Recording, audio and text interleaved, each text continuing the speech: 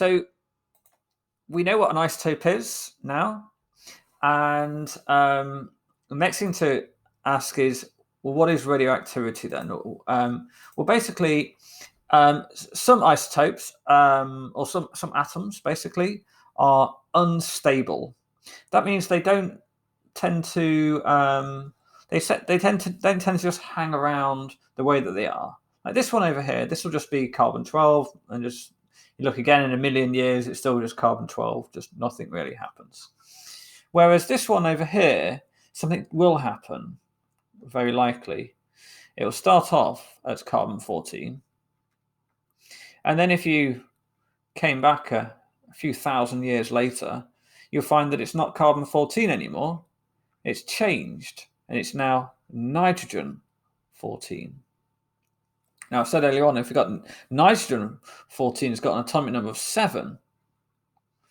So this somehow changes. These numbers change miraculously. We're not going to look at why that is for now. We're just going to say that carbon changes to nitrogen-14, and it produces some sort of. I'm just going to put a question mark for now. It produces some sort of radiation.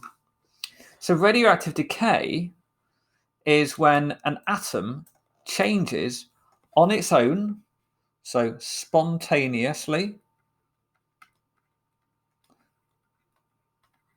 It changes on its own and unpredictably or randomly, which means that there's no way of knowing when it's going to happen. However, you can say there's a certain probability of it happening. So we'll look into that later on, but there is a certain probability. Let's say, what's the probability of it happening after 1,000 years? There is a probability, but it doesn't mean it will happen. It's just like if I flip a coin and now it's 50-50, I'm going to get heads or tails, but I don't know if I'm going to get heads or know that I'm going to get tails. And I don't know that I'm going to get heads after 10 flips, but I can be pretty confident I will probably get a head after one of those flips.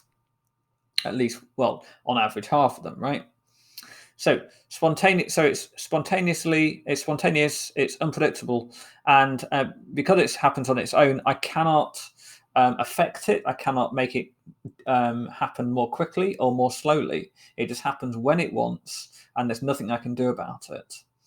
So that's what radioactive decay means. The radiation is this stuff here. This is the radiation. The process of it changing from this to this, that's called radioactive decay. So the radioactive decay is when it changes from something into another thing, so from one type of atom into another type of atom. The radiation is the stuff it gives off. And that radiation could be alpha, it could be beta, or it could be gamma. So that's a symbol for alpha. Yeah.